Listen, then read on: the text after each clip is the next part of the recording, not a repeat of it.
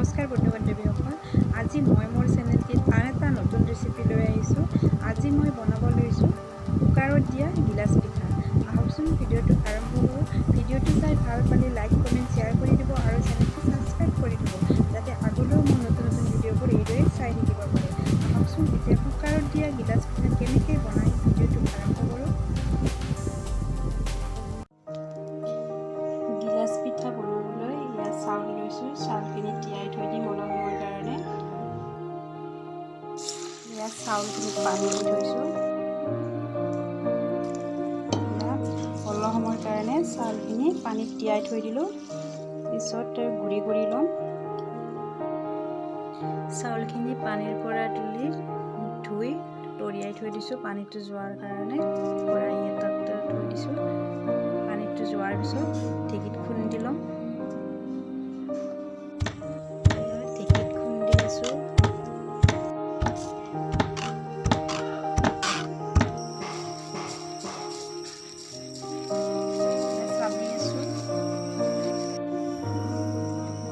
পিঠাগুড়িখিনি খুন্দি লোৱা হৈ গ'ল।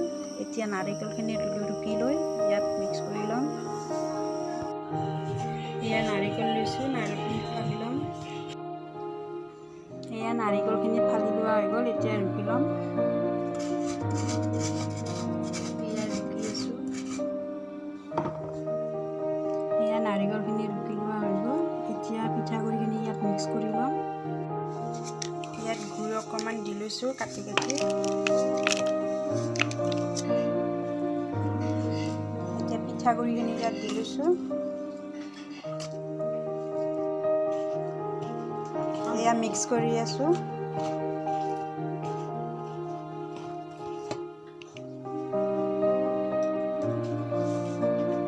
গুড়খিনি ভাঙি লৈ আছোঁ।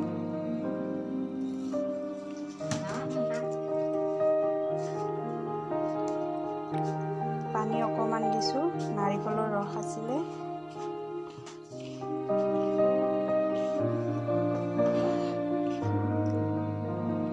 নিমখ দি লৈছোঁ।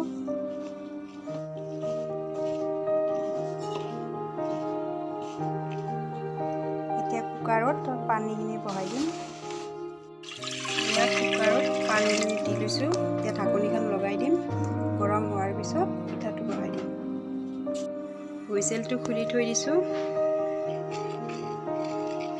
গিলাচটো মাজেৰে এটা ফুটা কৰি লৈছোঁ। গিলাচত দি আছোঁ পিঠাগুড়িখিনি।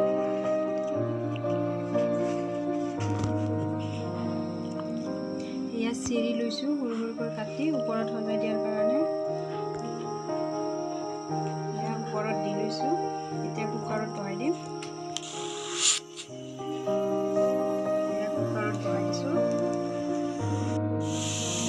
পিঠাটো সিজিলে নমাই থ'ম। এতিয়া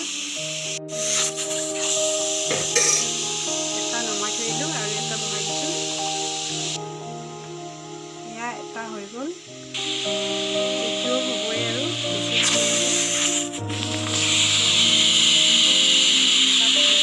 সোনকালে হৈ যায়। বেছি সময় নালাগে, সোনকালে হৈ যায়।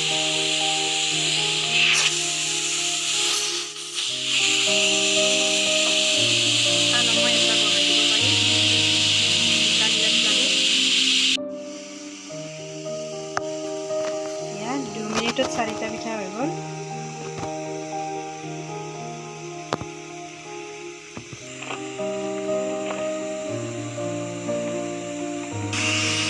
এয়া গিলাচ পিঠা বনোৱা হৈ গ'ল। বনাবলৈ অতি সহজ, সোনকালে হৈ যায়। এয়া গিলাচ পিঠা খাবলৈ ৰেডি হৈ গ'ল। বনাবলৈ অতি সহজ হয়, সোনকালে হৈ যায়। আপোনালোকে এনেকৈ বনাই খাব পাৰে যদি নাজানে।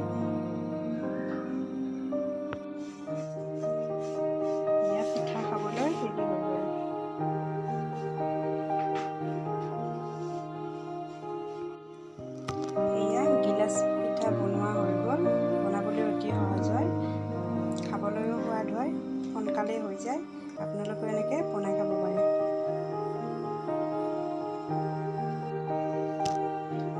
এয়া গিলাচ পিঠা খাবলৈ ৰেডি হৈ গ'ল। বনাবলৈ অতি সহজ হয়, খাবলৈও সোৱাদ হয়। আপোনালোকেও এনেকৈ বনাই খাব